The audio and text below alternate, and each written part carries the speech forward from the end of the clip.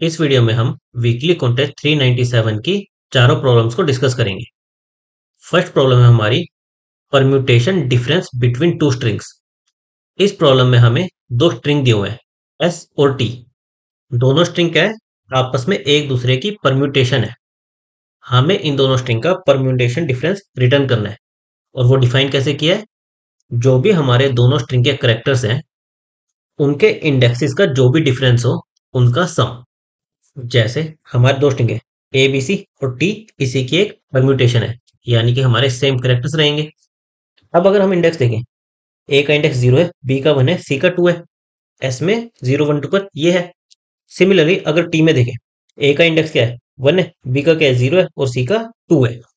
तो दोनों स्ट्रिंग में ए के इंडेक्स का डिफरेंस कितना है? 1 माइनस 0 1 है। बी का कितना है? 1 माइनस 0 1 है। और सी का कितना है? 2 माइनस 2 0। इन सब का जब हम सम कर देंगे तो हमें परम्यूटेशन डिफरेंस मिल जाएगा। कितना आया? 2।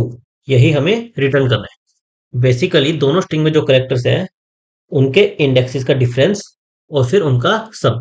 जैसे ए यहाँ पर 0 पर है, यहाँ पर 1 पर है, तो ए के इंडेक्स का डिफरेंस कितना आया? 1। सिमिलरली बी का फाइंड आउट करेंगे, सिमिलरली सी का फाइंड आउट करेंगे, लास्ट में इनका सम ले लेंगे, तो वो हमारा आंसर हो जाएगा।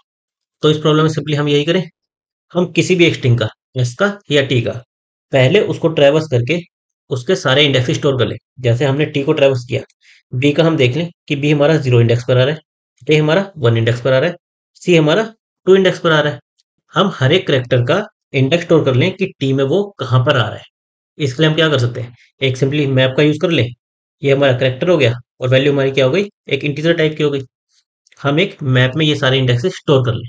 उसके बाद सिंपली हमें क्या करना है, हम दूसरे स्ट्रिंग को, अगर हमने टी के स्टोर किया है तो एस, इसको ट्रैवर्स करें। ट्रैवर्स करते हुए जिस भी करेक्टर पर हम है अभी, जैसे ए पर है, ए का इंडेक्स हमें पता है इसमें 0 है, तो टी में इसका इंडेक्स हम इस मैप की हेल्प से देख लें कि इसमें 1 था। तो दोनों का डिफरेंस कितना आया? 1 माइनस 0 1। ये अपने आंसर में ऐड कर दें। फिर नेक्स्ट करेक्टर पर आए, बी, यहाँ पर इसका इंडेक्स कितना है? 1। और इसमें मैप से देख लें, यहाँ पर था 0। दोनों का डिफरेंस कितना है? 1 माइनस 0 1 आया। ये भी अपने आंसर में ऐड कर दें। फिर सी, इसका यहाँ पर इंडेक्स कितना है? 2। और हमारे मैप में कितना था? 2। दोनों का डिफरेंस कितना आया? 0। ये अपने आंसर में ऐड कर दें। हमारा स्ट्रिंग खत्म हो गया। तो जो भी हमारा आंसर आया हो वो हम रिटर्न कर दें। हम एक अनऑर्डर्ड मैप लें कि किस करेक्टर के कोरस्पॉन्डिंग उसका इंडेक्स क्या है। फिर हम किसी भी एक स्ट्रिंग, हमने यहाँ पर टी स्ट्रिंग के इंडेक्सेस को स्टोर किया है, किसी भी एक स्ट्रिंग को ट्रैवर्स कर लें, उसके सारे इंडेक्सेस को स्टोर कर लें। उसके बाद हम दूसरे स्ट्रिंग को ट्रैवर्स करें, उसका इंडेक्स हमें किससे मिल जाएगा? जिस भी इंडेक्स पर हम ट्रैवर्स करें, आई, इससे। और दूसरे स्ट्रिंग में उसका इंडेक्स क्या था? वो हमने मैप में स्टोर किया हुआ है, उसका इंडेक्स हम मैप से निकाल लें। दोनों का एब्सोल्यूट डिफरेंस ले लें और अपने आंसर में ऐड कर दें। और लास्ट में हमारे आंसर में सबका सम आ जाएगा और वो हम रिटर्न कर दें। तो इसकी हमारी टाइम वेलोसिटी क्या होगी? हम सिंपली दो एन साइज के लूप लगा रहे हैं, तो हमारी टाइम वेलोसिटी क्या आ गई? Of n. और हमने एक मैप का यूज किया है, तो हमारी स्पेस कॉम्प्लेक्सिटी क्या आ जाएगी? Of n. अब हम इस कॉन्टेस्ट की सेकंड प्रॉब्लम डिस्कस करते हैं। सेकंड प्रॉब्लम का नाम है taking maximum energy from the mystic dungeon. इस प्रॉब्लम में हमें एन मैजिशियन दिए हुए हैं, जो कि एक लाइन में खड़े हैं। हर एक मैजिशियन की हमें कुछ एनर्जी दी हुई है। वो पॉजिटिव भी हो सकती है और नेगेटिव भी हो सकती है। हमें स्टार्टिंग में एक मैजिशियन आईएथ, आईएथ इंडेक्स पर जो मैजिशियन है उसको पिक करना है। उस पर जो एनर्जी होगी वो हमें मिल जाएगी। फिर हमें आई प्लस के इस इंडेक्स पर जाना है। वहां पर जो मैजिशियन होगा उसकी जो एनर्जी होगी वो हमारे स्कोर में ऐड हो जाएगी। इस तरह से हमें आई प्लस के हर बार के गैप के इंडेक्सेस पर जाना है। वहां पर जो एनर्जी होगी उसको अपने आंसर में ऐड कर देना है। तो हमें जिस मैजिशियन से हमने शुरू किया होगा, वहां से लेकर एंड तक इस तरह से जाएंगे, आई, आई प्लस के, आई प्लस 2 के, आई प्लस 3 के, इस तरह से जाएंगे। तो हमारी आईएथ मैजिशियन से स्टार्ट करने की एनर्जी आ जाएगी। हमें करना क्या है, हमें स्टार्टिंग मैजिशियन इस तरह से चुनना है कि जो ये भी हमारा सीक्वेंस बने, उन सब का सम जब हम करें, वो हमारा मैक्सिमम आना चाहिए, कि हम मैक्सिमम पॉसिबल एनर्जी गेन कर सके। एनर्जी कैसे गेन करेंगे? जिस इंडेक्स से हम शुरू करेंगे वहां पर जो वैल्यू होगी वो हमारे आंसर में ऐड हो जाएगी। फिर आई प्लस के इस इंडेक्स पर जाएंगे, वहां पर जो एनर्जी होगी वो हमारे आंसर में ऐड हो जाएगी। फिर आई प्लस के इस इंडेक्स पर जाएंगे, फिर आई प्लस 3 के इस इंडेक्स पर जाएंगे। कब तक जाएंगे? जब तक हमारा एरे फिनिश नहीं हो जाता। हमें करना क्या है, हमें स्टार्टिंग पॉइंट इस तरह से चुनना है कि जो भी हमारे सीक्वेंस आए, इन सब का सम हमारा मैक्सिमम आए। जैसे अगर हम ये एग्जांपल दें, इसमें अगर हम 5 से शुरू करें, हमारा के कितना है? 3 है। हम 5 से शुरू करें, 5 हमारे आंसर में ऐड हो गया। फिर हम 3 के गैप यहाँ पर जाना पड़ेगा, -5 हमारे आंसर में ऐड हो जाएगा। फिर अगर हम +3 जाने की कोशिश करेंगे तो हमारा एरे फिनिश हो गया। यानी कि अगर हमारा स्टार्टिंग पॉइंट ये है तो इसके लिए हमारा आंसर कितना आ रहा है? 0, 5 और -5, 0 आ रहा है। अगर हमारा स्टार्टिंग पॉइंट ये ले 2 + 1, कितना हमारा आंसर आएगा? 3।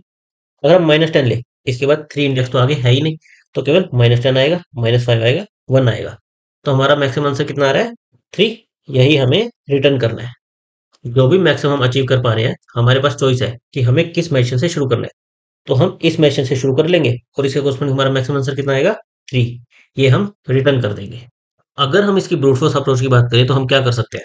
सिंपली हर एक मेंशन को स्टार्टिंग पॉइंट माने, उसकी एनर्जी कैलकुलेट कर लें। जैसे इसकी कितनी आएगी? 5 प्लस -5 प्लस 7 और आगे ये खत्म हो गया, यानी इसके लिए आंसर कितना आएगा? 7 आएगा।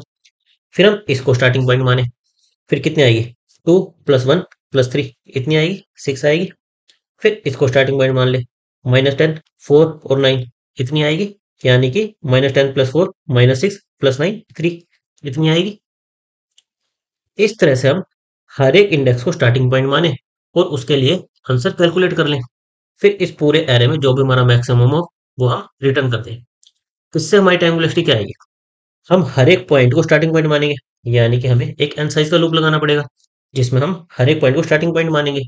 फिर उसकी एनर्जी कैलकुलेट करने के लिए, जैसे ये स्टार्टिंग पॉइंट माना, हमें के गैप पर एरे के एंड तक जाना पड़ेगा, यानी कि n/k इतने साइज का एक और लूप लगेगा।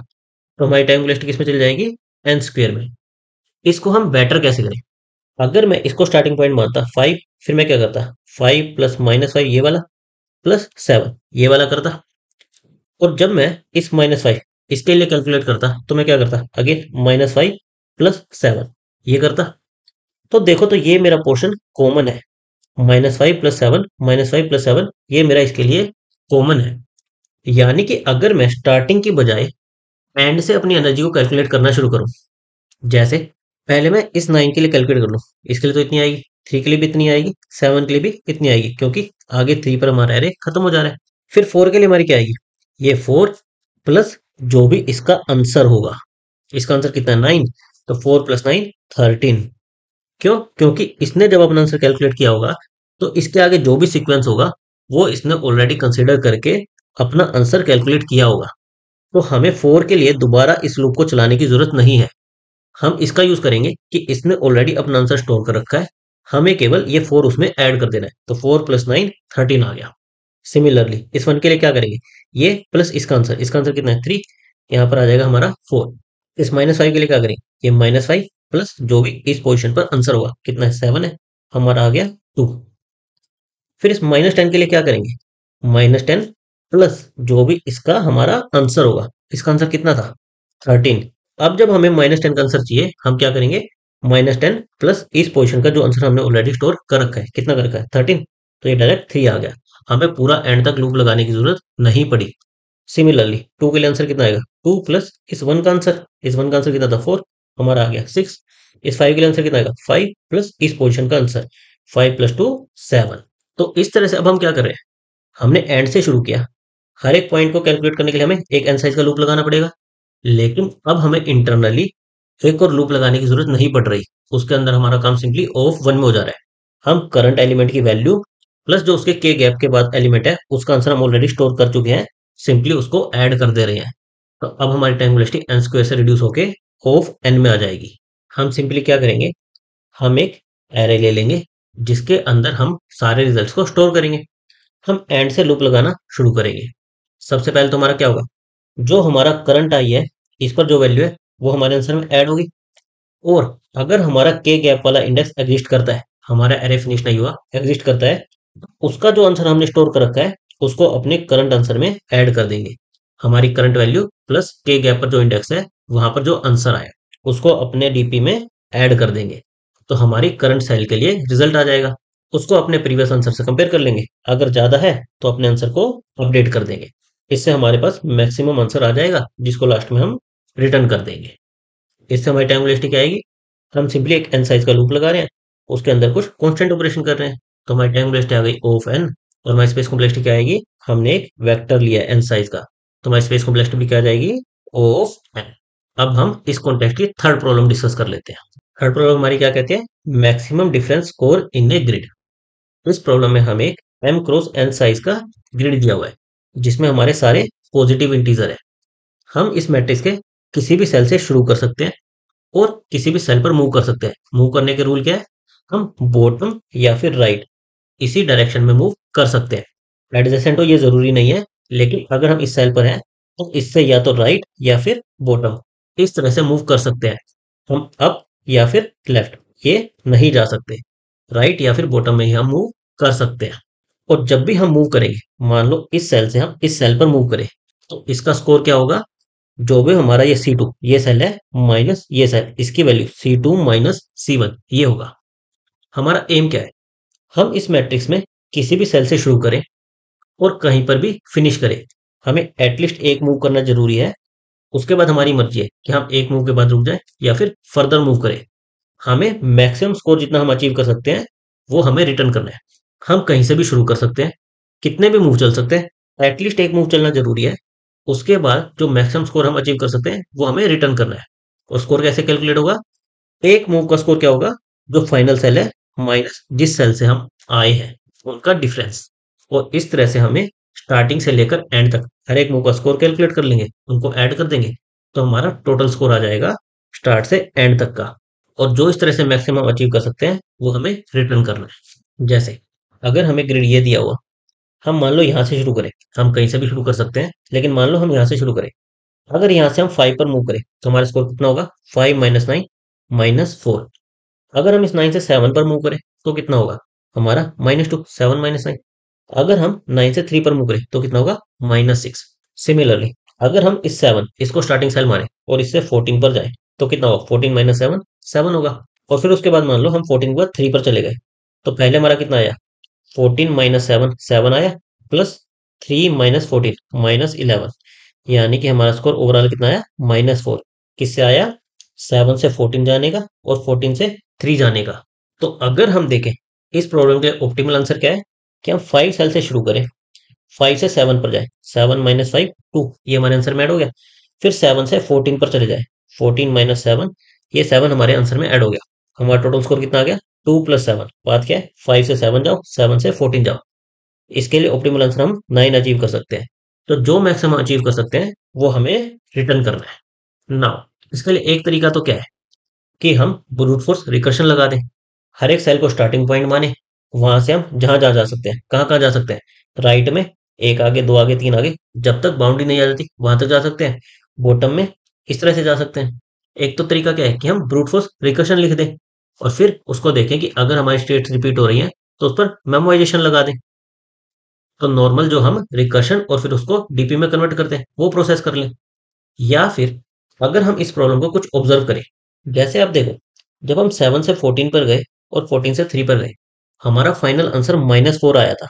और अगर हम देखें 3 माइनस 7 ये भी हमारा -4 होता है। तो हमारा आंसर फर्स्ट सेल और लास्ट सेल इस पर ही डिपेंड कर रहा है। कैसे? पहले हमारा आंसर क्या आया था? 7 से 14 पर गए थे, 14 माइनस 7 ये आया था। इसमें हमने ऐड क्या किया? 14 से 3 पर गए, 3 माइनस 14 ये ऐड किया, तो ये +14 और -14 ये कैंसिल हो जाएगा। बचेगा क्या? हमारा लास्ट सेल और first cell. Last cell minus first cell, यही हमारा पूरे पाथ का रिजल्ट आएगा। इसको अगर हम इस तरह से देखें, अगर हमारा पाथ C1 C2 से लेकर CK होता तो हमारा आंसर क्या होता? पहले मूव का आंसर क्या होता? C2 माइनस C1, फिर C2 से C3 पर जाते, C3 माइनस C2, फिर C3 से C4 पर जाते, C4 माइनस C3, और लास्ट में हम CK माइनस 1 से CK पर जाते। उस मूव का रिजल्ट क्या होता? CK minus CK minus 1। तो इसमें अगर आप देखो, C2 यहाँ से C2 कैंसिल हो गया, फिर यहाँ पर C3 कैंसिल हो गया, इस तरह से C4 कैंसिल होता, CK माइनस 1 ये कैंसिल होता। बचता क्या? ये लास्ट सेल माइनस में हमारा फर्स्ट सेल, यही कैंसिल नहीं होते। कोई भी हम पाथ लें, स्टार्टिंग से लेकर एंड तक हम कितना भी बड़ा पाथ लें, हमारा जो फाइनल वैल्यू है वो किस पर डिपेंड करेगी? फर्स्ट सेल और लास्ट सेल, केवल इसी पर। जैसे 7 से 14, 14 से 3 पर गए थे, तो फाइनल वैल्यू क्या थी? 3 माइनस 7 -4। या फिर जो हमारा आंसर है 5 से 7, 7 से 14 ऐसे गए थे, इसका आंसर कितना था? 2 प्लस 7 9 आ रहा था। 14 माइनस 5 ये भी कितना है? 9। तो केवल फर्स्ट और लास्ट सेल इन पर डिपेंड कर दिए, और आंसर कैसे आएगा? लास्ट सेल की वैल्यू माइनस फर्स्ट सेल की वैल्यू। एक ऑब्जर्वेशन तो हमारी है ये। सेकंड, हम मूव किस तरह से कर सकते थे? या तो राइट में जा सकते थे या बॉटम पर जा सकते थे। तो अगर हम देखें, अगर हम इस सेल पर देखें, तो हम केवल इसके ऊपर से यहाँ पर आ सकते हैं या लेफ्ट से यहाँ पर आ सकते हैं। इसके राइट या फिर बॉटम से हम ऊपर नहीं आ सकते। हम केवल इसके इस वाले पोर्शन से ही इस सेल पर आ सकते हैं। और क्योंकि हमारी वैल्यू केवल लास्ट सेल माइनस में जहां से हमने शुरू किया, अगर मैं ये मान लूं कि मैं इस सेल पर फिनिश करूंगा, मेरा एंडिंग सेल ये होगा, मैं एंडिंग सेल को फिक्स कर दूं, इसके लिए मैं मैक्सिमम कितना अचीव कर सकता हूँ। मुझे पता है कि मेरी इक्वेशन क्या है कि लास्ट वैल्यू माइनस में स्टार्टिंग पॉइंट।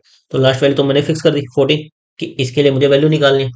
अब मैं इसमें से कुछ घटा रहा हूँ और मुझे मैक्सिमम करना है, तो मैं क्या चाहूंगा कि मैं जितना कम हो सके उतना कम घटाऊं।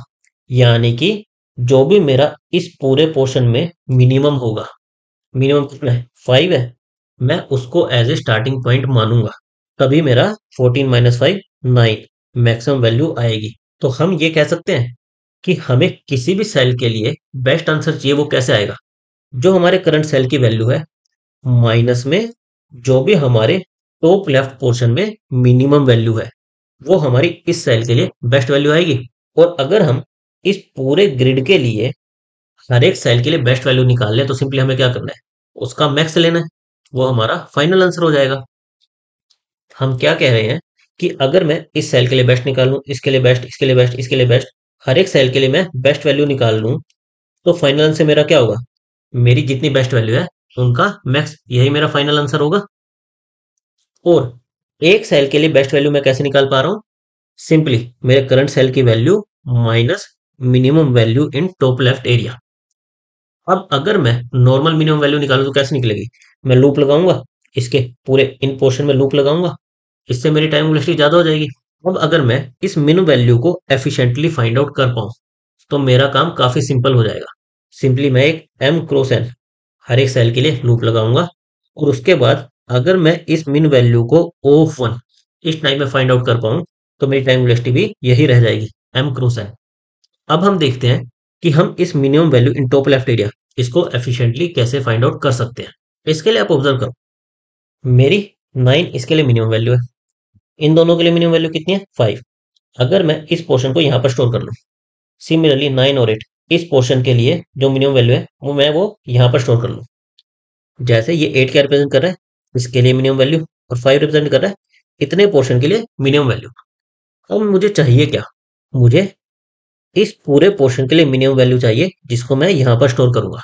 तो अगर मेरे पास इस पोर्शन की मिनिमम वैल्यू है, इस पोर्शन की मिनिमम वैल्यू है यहाँ पर और यहाँ पर, तो सिंपली मैं इस 5 8 और जो यहाँ पर वैल्यू है 9, इन तीनों को कंपेयर करके मिनिमम वैल्यू फाइंड आउट कर सकता हूँ। ये 5 रिप्रेजेंट कर रही है मेरी इस पोर्शन की मिनिमम वैल्यू, 8 रिप्रेजेंट कर रही है इस पोर्शन की मिनिमम वैल्यू। इन दोनों का अगर मिनिमम ले लूं, 8 और 5 का मिनिमम ले लूं, कितना आएगा 5 आएगा। वो मेरी क्या रिप्रेजेंट करेगी, मेरे इस पोर्शन की मिनिमम वैल्यू रिप्रेजेंट करेगी।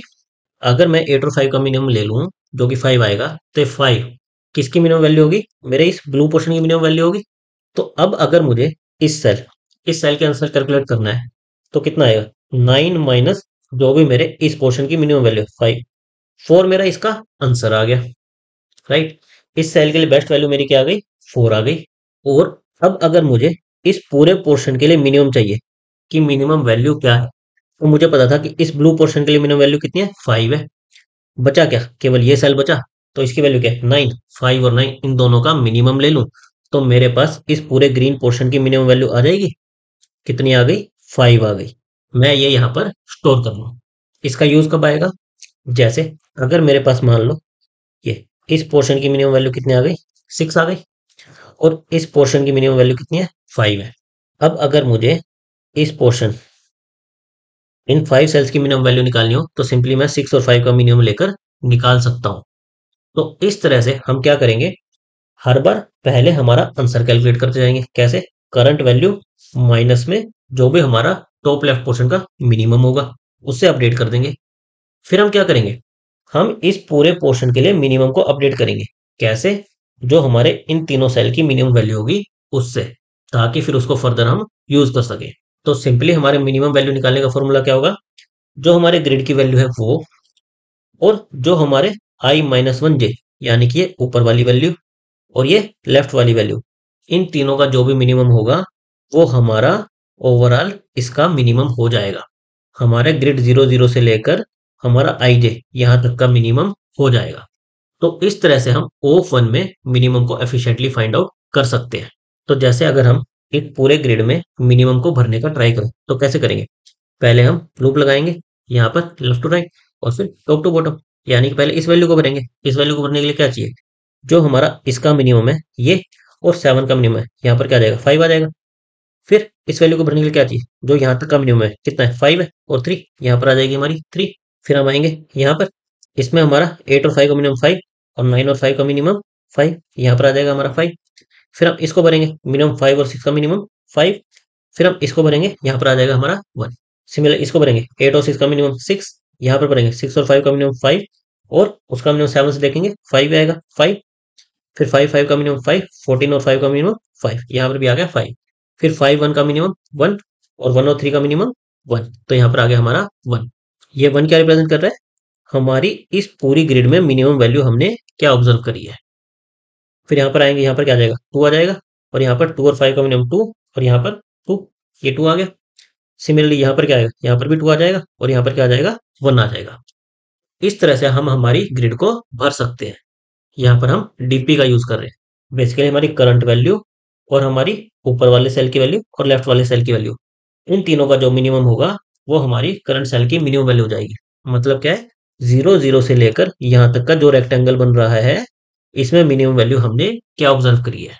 और सेम चीज हम एक अलग से मैट्रिक्स ना बनाकर इसी मैट्रिक्स में इन प्लेस अपडेट भी कर सकते हैं। कैसे? जैसे मान लो हम यहाँ पर थे, हमें इसके लिए आंसर कैलकुलेट करना था। इसके लिए आंसर हमें पता है कैसे आएगा? करंट वैल्यू माइनस जो भी टॉप लेफ्ट में मिनिमम होगा। करंट वैल्यू हमें पता है 9 है, टॉप लेफ्ट में मिनिमम क्या है? 5 है। पहले इसकी वैल्यू हम कैलकुलेट कर लें, उसके बाद हम इसी पोजीशन पर मिनिमम को अपडेट कर दें। पहले हमने वैल्यू कैलकुलेट कर ली, और फिर इस 9 को 5 से रिप्लेस कर दिया कि मिनिमम वैल्यू हमने ये ऑब्जर्व करी है, ताकि फर्दर आइट्रेशन में इसका हम यूज कर सकें। तो हम चाहें तो एक अलग से ग्रिड बना सकते हैं, या फिर हम इन प्लेस अपडेट भी कर सकते हैं, अगर हमें ये अलग से एरे बनाने की मेमोरी को सेव करना हो। अगर हम इसके कोड की बात करें तो सिंपली हमें क्या करना है? हमें हमारे मैट्रिक्स पर लूप लगाना है। क्यों? क्योंकि हमें देखना है कि हर एक सेल के लिए बेस्ट वैल्यू हम क्या अचीव कर सकते हैं। और वो बेस्ट वैल्यू हमें किससे मिल रही है? हमारी करंट सेल की वैल्यू माइनस में टॉप लेफ्ट में जो भी मिनिमम वैल्यू है उससे मिल रही है। तो हम हर एक सेल पर लूप लगाएंगे, उसके लिए बेस्ट वैल्यू हमें फाइंड आउट करनी है। तो अभी तक हमें मिनिमम वैल्यू पता नहीं, तो हम उसको एक बड़ी वैल्यू मैक्सिमम मान लेंगे कि एक काफी बड़ी वैल्यू है। फिर अगर हमारा सेल 0 0 है, इस पोजीशन पर है, तो इसका तो टॉप लेफ्ट एग्जिस्ट ही नहीं करता, तो हम स्किप कर देंगे इस पार्ट को। यहाँ पर हम क्या देख रहे हैं कि अगर हमारा अपर सेल एग्जिस्ट करता है, जैसे कि मान लो यहाँ पर है, तो अपर सेल एग्जिस्ट करता है i-1 अगर एग्जिस्ट करता है, 0 नहीं है तो एग्जिस्ट करेगा। उस केस में हमारी मिनिमम वैल्यू और इस सेल का, हमारा करंट सेल ये था, इससे एक ऊपर वाले सेल, इससे मिनिमम ले लेंगे। अगर हमारा लेफ्ट सेल भी एग्जिस्ट करता है, ये वाला भी एग्जिस्ट करता है, तो इसके साथ भी मिनिमम ले लेंगे। हमारे पास इन दोनों का मिनिमम आ गया, यानी कि हमारे पास इस पूरे एरिया का मिनिमम आ गया। तो अब हम इस सेल के लिए आंसर कैलकुलेट कर सकते हैं। कैसे? इस सेल की वैल्यू माइनस में जो भी मिनिमम वैल्यू हमें मिली, उससे हम आंसर कैलकुलेट कर लेंगे। और फिर नेक्स्ट आइट्रेशन के लिए यहाँ पर हमें अपडेट करना है। क्या अपडेट करना है? कि इस पूरे के लिए मिनिमम वैल्यू क्या रहेगी। तो वो किससे हो जाएगा? करंट सेल की वैल्यू माइनस में जो मिनिमम वैल्यू अब तक हमें मिली है, दोनों का मिनिमम। इससे हम इस सेल को अपडेट कर देंगे।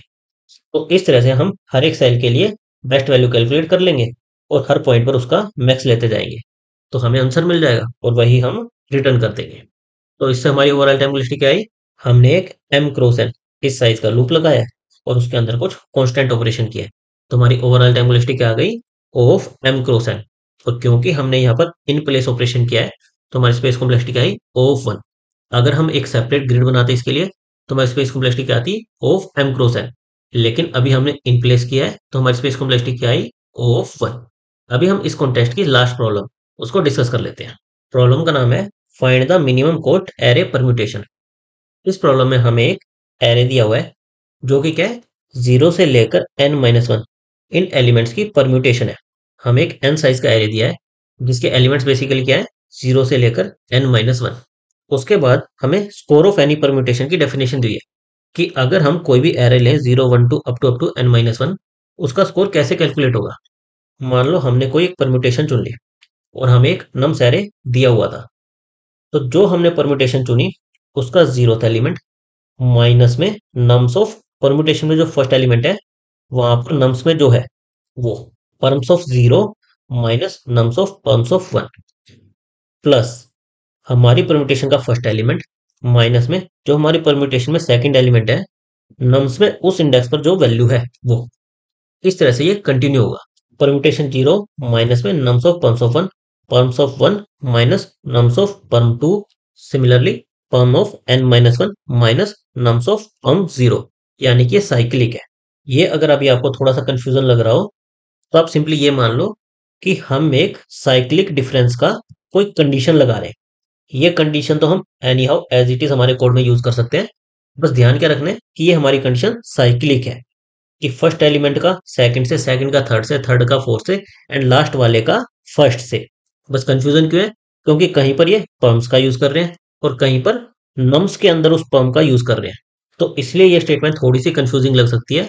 तो अभी के लिए आप क्या मानो कि हमें एक कुछ कंडीशन दी हुई है जिससे हम स्कोर कैलकुलेट कर सकते हैं, या फिर कोई इक्वेशन दी हुई है जिससे हम स्कोर कैलकुलेट कर सकते हैं, और ये इक्वेशन बेसिकली साइक्लिक है।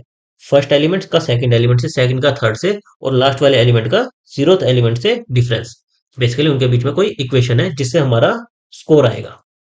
हमारा एम क्या है? हमें ऐसी परम्यूटेशन चुननी है जिससे हमारा मिनिमम पॉसिबल स्कोर आए। हम जब परम्यूटेशन और नम्स के बेसिस पर हमारा स्कोर कैलकुलेट करें तो वो मिनिमम आए। इस तरह से हमें ये परम्यूटेशन पिक करनी है। अगर सेम स्कोर के साथ मल्टीपल परम्यूटेशन एग्जिस्ट करती है, सेम मिनिमम स्कोर के साथ मल्टीपल परम्यूटेशन एग्जिस्ट करती है, तो हमें क्या करना है? लेक्सिकोग्राफिकली स्मॉलेस्ट। लेक्सिकोग्राफिक स्मॉलेस्ट का मतलब क्या हुआ? जैसे मान लो आपकी एक परम्यूटेशन 0 1 2, एक परम्यूटेशन मान लेते हैं 1 2 0 और मान लेते हैं दोनों का स्कोर सेम आ रहा है। जस्ट फॉर एजम्पशन मान लेते हैं दोनों का स्कोर 3 आ रहा है। उस केस में ये आपकी लेक्सिकोग्राफिकली स्मॉलर है।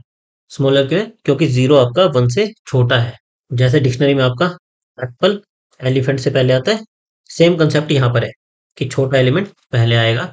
तो अगर दो परम्यूटेशन का सेम स्कोर है तो आपको लेक्सिकोग्राफिकली जो स्मॉलर है उसको कंसीडर करना है।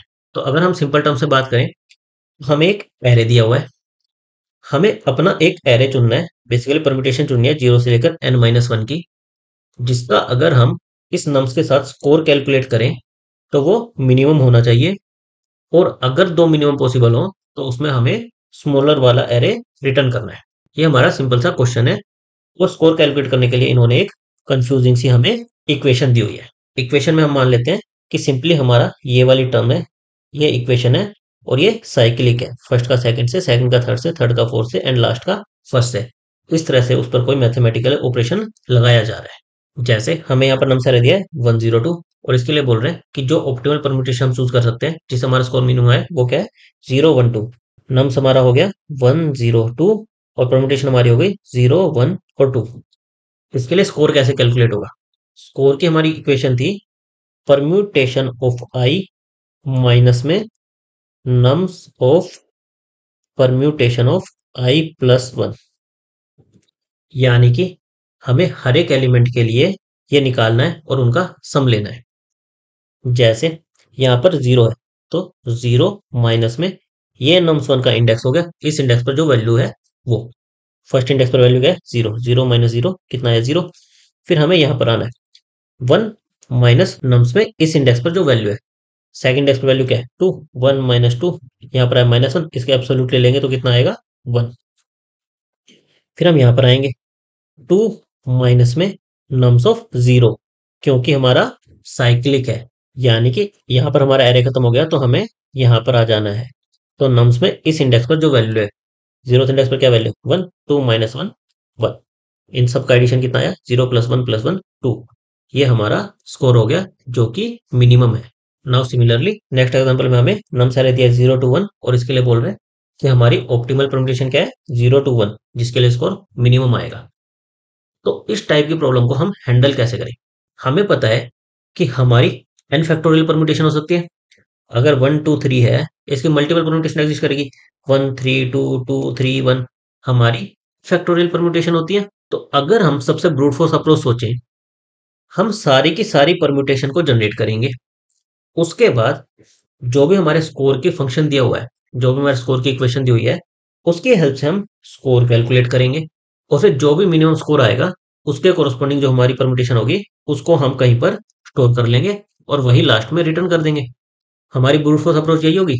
उसके बाद हम देखेंगे कि इस ब्रूट फोर्स अप्रोच को हम ऑप्टिमाइज कैसे कर सकते हैं। तो सबसे पहले हमें क्या देखना है कि हम ब्रूट फोर्स अप्रोच को कैसे इंप्लीमेंट कर सकते हैं और फिर उसमें हम देखेंगे कि हम किस किस पॉइंट को ऑप्टिमाइज कर सकते हैं।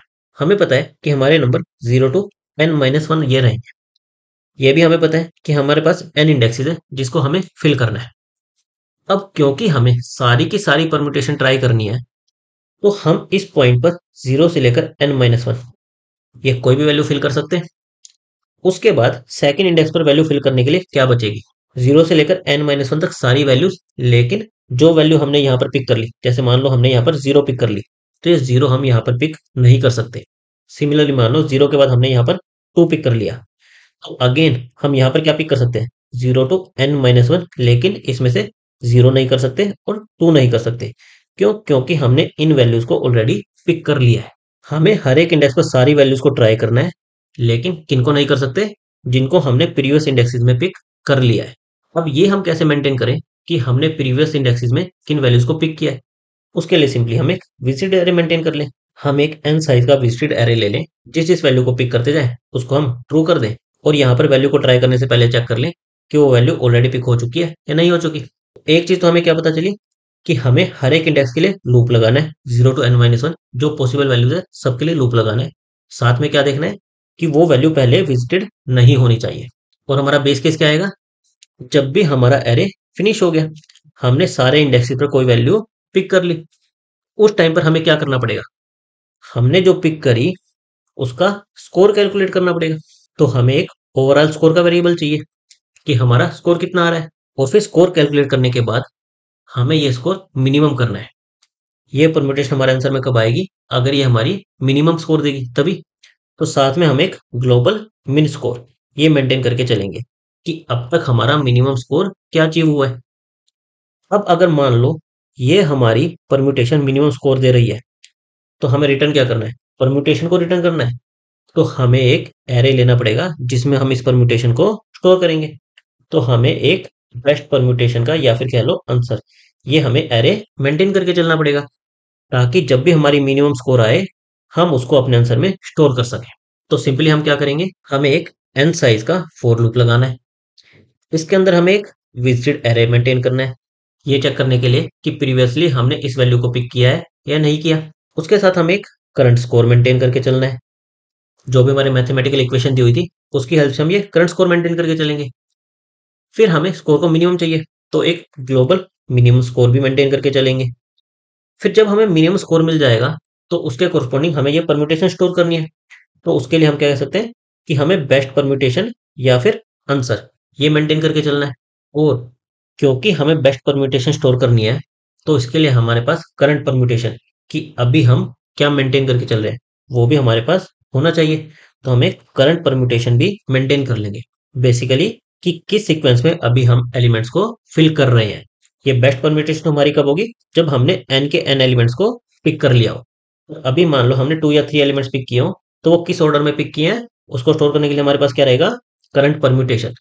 तो हमारे रिकर्शन में बेसिकली ये वेरिएबल्स रहेंगे, एक हमारा करंट परम्यूटेशन, एक हमारा बेस्ट परम्यूटेशन, एक हमारी करंट कॉस्ट, एक हमारी ओवरऑल मिनिमम कॉस्ट और एक हमारी विजिटेड एरे। इनकी हेल्प से हम हमारा रिकर्सिव कोड लिखेंगे। अब बाकी हमारे बेस केस क्या रहेंगे और ये रिकर्शन कैसे लिखेंगे, इसको मैं आपको कोड की हेल्प से दिखाता हूँ। हमें एक नम्स एरे दिया हुआ था, हमने इसका साइज ले लिया। क्यों? क्योंकि हमें विजिटेड एरे उसी साइज का बनाना है। फिर हमें एक मिनिमम कॉस्ट चाहिए थी, तो अभी हमें नहीं पता कि हमारी मिनिमम कॉस्ट कितनी है, तो हम उसको एक बड़ी वैल्यू जो भी हमारी मैक्सिमम वैल्यू पॉसिबल है वो मान लेते हैं। फिर हमें एक बेस्ट परम्यूटेशन के लिए वेक्टर चाहिए था, फिर हमें करंट परम्यूटेशन के लिए वेक्टर चाहिए था। तो ये सारे हमने वेरिएबल्स डिक्लेयर कर लिए। फिर हमें रिकर्शन चलाना था। बेसिकली रिकर्शन में हमें क्या करना है, हर एक इंडेक्स पर फॉर लूप के अंदर सारी वैल्यूज को ट्राई करना है, बस वो वैल्यू पहले विजिटेड नहीं होनी चाहिए। तो हमने ये सारे वेरिएबल्स, हमारी करंट परम्यूटेशन, हमारी बेस्ट परम्यूटेशन, हमारा विजिटेड एरे, हमारी करंट कॉस्ट, हमारी मिनिमम कॉस्ट और ये हमारा नम्स एरे। ये नम्स एरे किस लिए, क्योंकि इसी नम्स एरे की हेल्प से हम हमारे स्कोर को कैलकुलेट करेंगे। स्कोर या फिर यहाँ पर मैंने उसको कॉस्ट कहा है। हम हमारी करंट कॉस्ट को कैलकुलेट करेंगे। तो ये हमने नम्स एरे भी पास कर दिया। लास्ट में जो भी हमारा बेस्ट परम्यूटेशन इस आंसर में आएगा वो हम रिटर्न कर देंगे। तो मेन फंक्शन में तो हमने सिंपली क्या किया है, हमें जो जो वेरिएबल चाहिए थे रिकर्शन के लिए वो डिक्लेयर कर दिए और फिर अपना रिकर्सिव फंक्शन कॉल कर दिया। अब हम देखते हैं कि हमारा रिकर्सिव फंक्शन कैसे वर्क करेगा। अगर हम हमारे रिकर्सिव फंक्शन की बात करें तो उसमें जनरली क्या रहता है, सबसे पहले एक बेस केस रहेगा, बेस केस कह लो या फिर हमें रिकर्शन को टर्मिनेट कब करना है। फिर बेस केस के बाद हमें सारी पॉसिबिलिटीज को ट्राई करना है। हमारी सारी पॉसिबिलिटीज क्या थी कि हर एक इंडेक्स पर 0 से लेकर n-1 ये सारी वैल्यूज को ट्राई करेंगे। तो इसके लिए हम एक फॉर लूप लगा लेंगे और इसके अंदर हमारा क्या रहेगा कि हमारा एलिमेंट ऑलरेडी विजिटेड नहीं है, कि हमने उसको प्रीवियस इंडेक्स पर सिलेक्ट तो नहीं कर लिया। ये हम एक चेक लगा लेंगे और अकॉर्डिंगली फिर अपने रिकर्शन को प्रोसीड करेंगे। तो सबसे पहले हम बात करते हैं कि हमारा बेस केस क्या रहेगा। बेस केस क्या होगा कि हमने सारे के सारे इंडेक्सेस को फिल कर दिया, कि जो भी हमारी करंट परम्यूटेशन थी उसका साइज n, कि हमने सारे के सारे इंडेक्सेस को फिल कर दिया। अगर हमारा ये साइज n है तो हमें क्या करना है, हमें इसकी कॉस्ट को कैलकुलेट करना है। कॉस्ट को कैलकुलेट करने के लिए हम हमारे जो मैथमेटिकल फॉर्मूला था उसका यूज करेंगे। जब हमारा लास्ट एलिमेंट सिलेक्ट हो गया तो इसकी वजह से कॉस्ट में एडिशन क्या होगा, मान लो अब तक हमने जो एलिमेंट सिलेक्ट किए थे उसकी कॉस्ट हम ऑलरेडी कैलकुलेट करते जा रहे हैं, फिर जब ये लास्ट एलिमेंट ऐड होगा इसकी वजह से कॉस्ट में एडिशन क्या होगा। इसके लिए हमारी इक्वेशन क्या थी कि जो हमारा परम्यूटेशन का लास्ट एलिमेंट है माइनस में परम्यूटेशन ऑफ 0 पर जो एलिमेंट है नम्स में उस इंडेक्स पर जो वैल्यू है। ये हमने एज इट इज जो हमें इक्वेशन दी थी उसका यूज किया है। हमारी इक्वेशन क्या थी, first minus second, second minus third, third minus fourth and so on करके लास्ट माइनस 0। तो ये हमारा लास्ट माइनस 0 वाला केस है। हमारी करंट कॉस्ट, जो अब तक हमारी करंट कॉस्ट है, ये भी मैं आपको बताऊंगा कि हम कैसे कैलकुलेट कर रहे हैं। हमारी करंट कॉस्ट माइनस में जो भी हमारा लास्ट एलिमेंट की वजह से एडिशन होगा वो हम ऐड कर देंगे, तो हमारी ओवरऑल कॉस्ट आ जाएगी। इस पूरी परम्यूटेशन की हमारे पास ओवरऑल कॉस्ट आ गई, उसको हम मिनिमम कॉस्ट से कंपेयर कर लेंगे। अगर ये कॉस्ट बेटर है तो हम इसे स्टोर कर लेंगे। मिनिमम कॉस्ट को अपडेट कर दिया और इस परम्यूटेशन को अपने आंसर में स्टोर कर दिया, ताकि अगर हमें इससे बेटर कहीं पर नहीं मिली तो यही हम रिटर्न कर देंगे। अगर कहीं पर बेटर मिली तो यहाँ पर हम उसे अपडेट कर देंगे और फिर यहीं से टर्मिनेट कर जाएंगे। तो हमारा बेस केस क्या हुआ कि हमने सारे इंडेक्सेस पिक कर लिए, उसके बाद हमारी फाइनल कॉस्ट कैलकुलेट कर ली। अगर वो मिनिमम से कम है तो उसको अपडेट कर लिया और स्टोर कर लिया। अगर हमने सारे इंडेक्सेस को पिक नहीं किया है, यानी कि हमारा बेस केस नहीं है, तो हमें क्या करना है, हमें सारी पॉसिबिलिटीज को ट्राई करना है। कैसे करेंगे, हमारे फॉर लूप की हेल्प से। हमने सारी पॉसिबिलिटीज को उस इंडेक्स पर ट्राई करना है, लेकिन कब करना है, अगर हम उसको ऑलरेडी पिक नहीं कर चुके हैं, हमारा विजिटेड आई ट्रू नहीं है। अगर ऐसा है तो हम क्या करेंगे, उस एलिमेंट को पिक करेंगे। एक बार के लिए अगर हम इन ऑप्टिमाइजेशन कंडीशन को भूल जाएं तो हमें क्या करना है, इस एलिमेंट को पिक करना है, बेसिकली विजिटेड मार्क कर दो, अपनी परम्यूटेशन में पुश कर दो और अपने रिकर्सिव फंक्शन को आगे कॉल कर दो। और फिर जब इस रिकर्सिव फंक्शन से वापस आओ तो हमें नेक्स्ट वैल्यू को ट्राई करना होगा। तो उससे पहले जो हमने यहाँ पर चेंजेस किए थे उनको रिवर्ट बैक कर दो, विजिटेड को फॉल्स कर दो और परम्यूटेशन के लास्ट से उस एलिमेंट को पॉप कर दो। बेसिकली हम क्या करते हैं रिकर्शन में, हमें उस एलिमेंट को पिक करना है। पिक करने के लिए हमें जो जो डेटा स्ट्रक्चर को अपडेट करना है वो कर दो, फिर रिकर्सिव फंक्शन को कॉल कर दो। हमारे पास इस पिक के लिए हमारे पास आंसर आ जाएगा। फिर हमें नेक्स्ट एलिमेंट को इसी इंडेक्स पर ट्राई करना है। उसके लिए हमें क्या करना पड़ेगा, यहाँ से इस एलिमेंट को हटाना पड़ेगा। तो उसके लिए जो जो डेटा स्ट्रक्चर में हमने चेंजेस किए थे उनको रिवर्स करना पड़ेगा। तो ये हमारा रिकर्शन का स्टैंडर्ड प्रोसेस रहता है कि पहले डेटा स्ट्रक्चर को अपडेट करो, फिर रिकर्स करो, फिर डेटा स्ट्रक्चर के चेंजेस को रिवर्स कर दो। तो यहाँ पर भी अगर हम नॉर्मल रिकर्शन लिखें तो यही रहेगा। बस यहाँ पर मैंने थोड़ा सा एक ऑप्टिमाइजेशन लगाया है।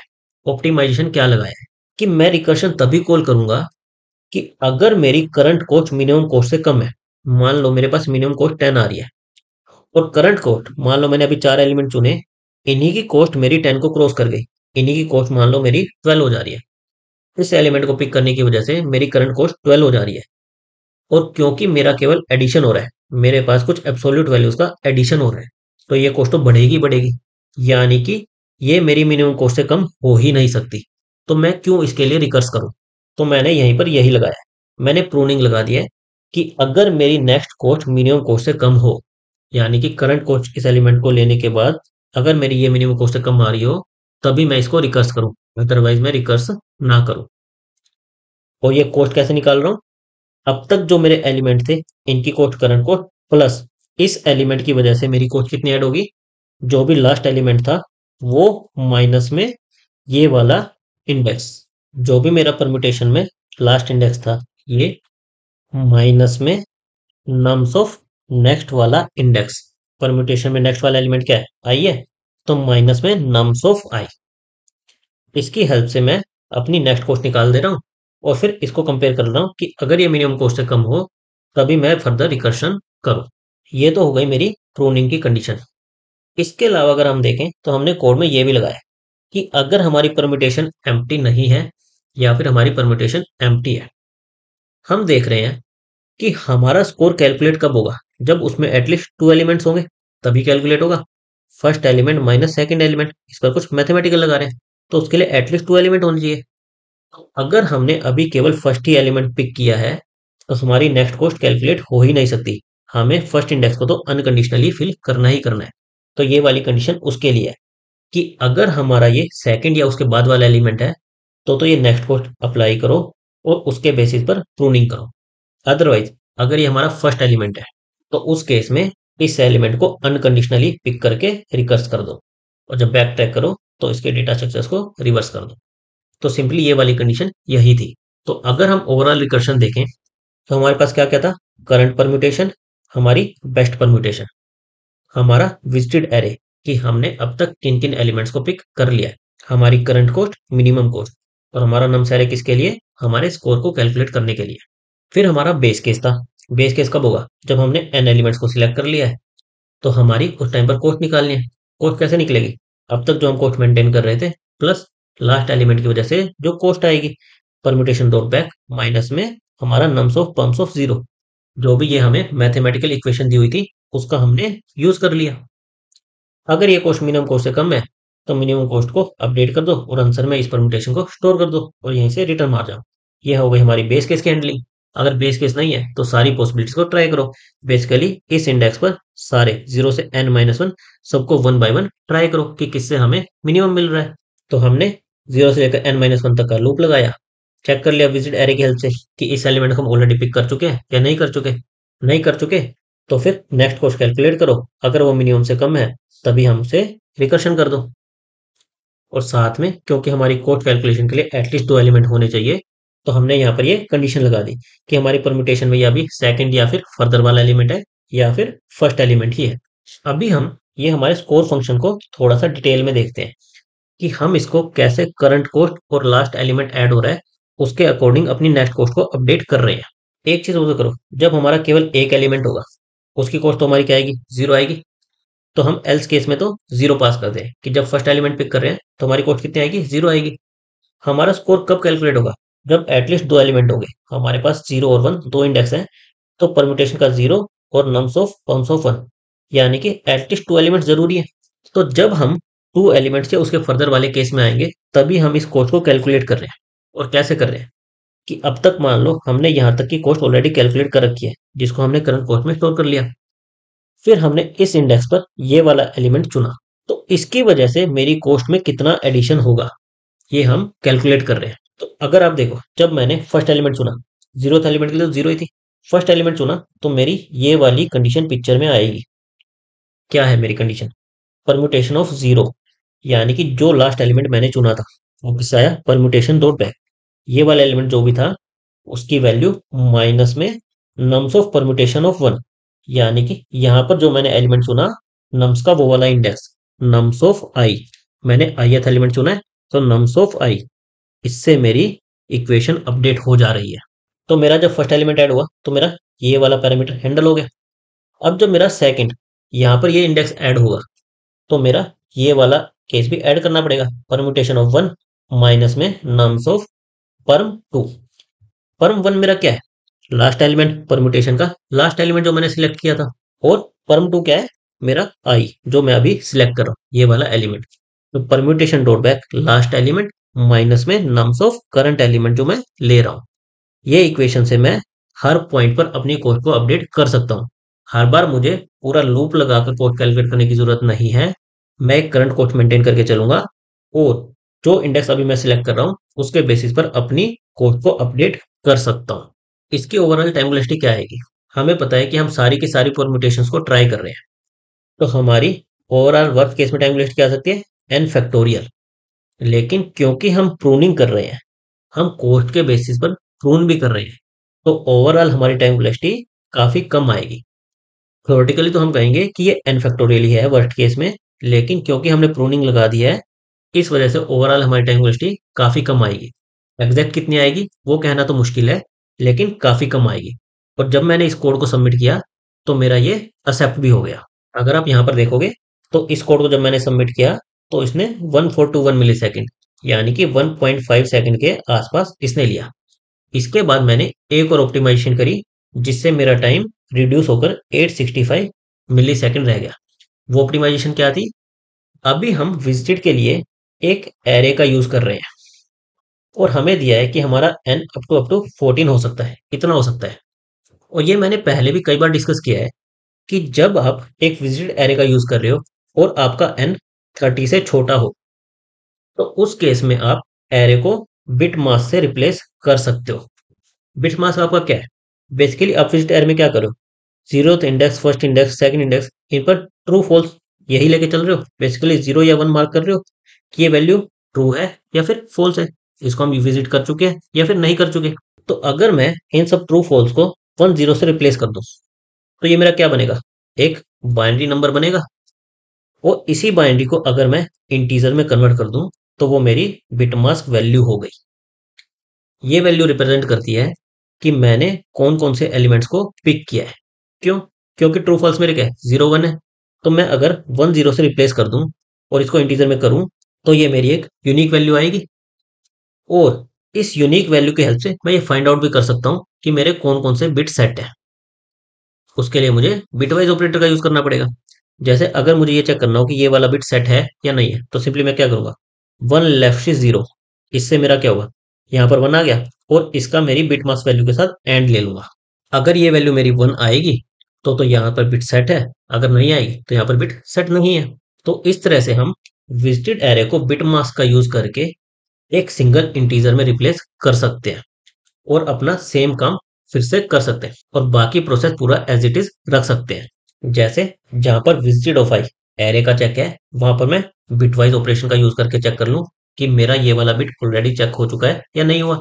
सिमिलरली जहां पर मुझे बिट को ट्रू करना है, वहां पर मैं बिट को सेट करूंगा। जहां पर मुझे फॉल्स करना है, वहां पर मैं उस बिट को अनसेट करूंगा। बिट को सेट, अनसेट और चेक कि वो बिट सेट है या फिर अनसेट है। इन ऑपरेशन को मैं बिट मास्क से रिप्लेस कर सकता हूँ। ये मैं आपको कोड में दिखाता हूँ। हमने क्या किया, विजिटेड एरे को एक इंटीजर वैल्यू से रिप्लेस कर दिया और इसे अपने फंक्शन में पास कर दिया। बाकी हमारा पूरा का पूरा कोड एज इट इज रहेगा। बस जहां पर हमने विजिटेड एरे का यूज किया था, वहां पर हमने इंटीजर से रिप्लेस किया है, तो हमें कुछ बिटवाइज ऑपरेशन लगाने पड़ेंगे।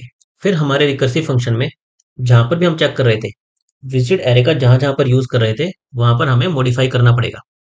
हम क्या चेक कर रहे थे कि हमारा विजिटेड आई फॉल्स होना चाहिए। इसको हम कैसे चेक करें? 1 लेफ्ट शिफ्ट आई, ith बिट पर हमने 1 सेट कर दिया और उसका विजिटेड वैल्यू के साथ एंड ले लिया। अगर ये रिजल्ट हमारा 1 आता है, इसका मतलब वो बिट 1 सेट है, यानी कि वो एलिमेंट ऑलरेडी विजिटेड हो चुका है। लेकिन हमें कब जाना है आगे? अगर वो 0 आए, इसका रिजल्ट 0 आए, तो हमें फर्दर इस एलिमेंट को कंसीडर करना है। और कंसीडर करने के टाइम पर हम क्या करते हैं, यहाँ पर विजिटेड ट्रू मार्क करते थे। ट्रू मार्क करने का मीनिंग है कि ith बिट को सेट कर दो। और सेट कैसे करते हैं? 1 लेफ्ट शिफ्ट आई और करंट वैल्यू के साथ उसका और ले लो, तो ith बिट सेट हो जाएगा। फिर लास्ट में हम क्या करते थे, इसको अनसेट करते थे। वो कैसे कर सकते हैं हम? 1 लेफ्ट शिफ्ट आई, उसका नेगेशन ले लो। तो इससे क्या होगा, पहले ith बिट सेट किया, मान लो सेकंड बिट सेट किया, तो हमारी वैल्यू क्या है, 0 0 1 0 0। इसका जब नेगेशन ले लूंगा तो क्या होगा, 1 1 0 1 1। जो 1 होगा वो 0, जो 0 होगा वो 1 हो जाएगा। और इसका जब मैं किसी भी एरे के साथ एंड लूंगा, जैसे मान लो मेरे विजिटेड एरे का बिटवाइज क्या था, 0 1 1 1 0, इस तरह से था। तो जब भी 1 का किसी के साथ एंड लेंगे तो जो वैल्यू होगी वही आ जाएगी। जैसे यहाँ पर 0 आ गई, ये 1 आ गई, ये मेरा अनसेट हो जाएगा, बाकी वैल्यू मेरी एज इट इज रह गई। तो 0 1 1 0 मेरी एज इट इज रह गई, ये वाला जो बिट था ये अनसेट हो गया। तो ये स्टैंडर्ड बिटवाइज ऑपरेशन है। तो अगर आप कहीं पर भी बिट मास्क लगाते हो, तो आपको इनका आइडिया होना चाहिए कि किसी बिट को कैसे सेट करते हैं, किसी बिट को कैसे अनसेट करते हैं, और ये चेक कैसे करते हैं कि कोई बिट सेट है या फिर नहीं है। बाकी बिट मास्क का कंसेप्ट बहुत ही सिंपल है कि आप अगर विजिट एरे में ट्रू फॉल्स ये सब ले रहे हो, तो इनको आप 1 0 इस तरह से रिप्लेस कर सकते हो और इससे आपका एक बाइनरी टू इंटीजर कन्वर्ट करके एक सिंगल नंबर बनेगा। तो इस पूरे एरे को आप एक सिंगल नंबर से रिप्रेजेंट कर सकते हो। और ये कब कर सकते हो? जब आपका एरे का साइज 30 या फिर उससे कम हो। क्यों? क्योंकि आपके नॉर्मल इंटीजर में 32 बिट्स होते हैं। तो इसलिए अगर आपका n 30 या उससे छोटा है तो आप इजीली अपने विजिटेड एरे को बिट मास्क इससे रिप्लेस कर सकते हो। केवल इतना सा चेंज करने से हमारा टाइम 1.5 सेकंड से रिड्यूस होकर 865 मिली सेकंड इसमें आ गया था। नाउ अगर हम इसको फर्दर ऑप्टिमाइज करना चाहें तो हम इस पर डीपी भी लगा सकते हैं, लेकिन वो अप्रोच थोड़ी सी कॉम्प्लिकेटेड है और उसके लिए आपको पहले ट्रैवलिंग सेल्समैन उस प्रॉब्लम की नॉलेज होनी चाहिए। क्योंकि ये सॉल्यूशन इस प्रॉब्लम के लिए एक्सेप्टेबल है तो मैं इस वीडियो में डीपी अप्रोच को डिस्कस नहीं कर रहा। Thank you guys.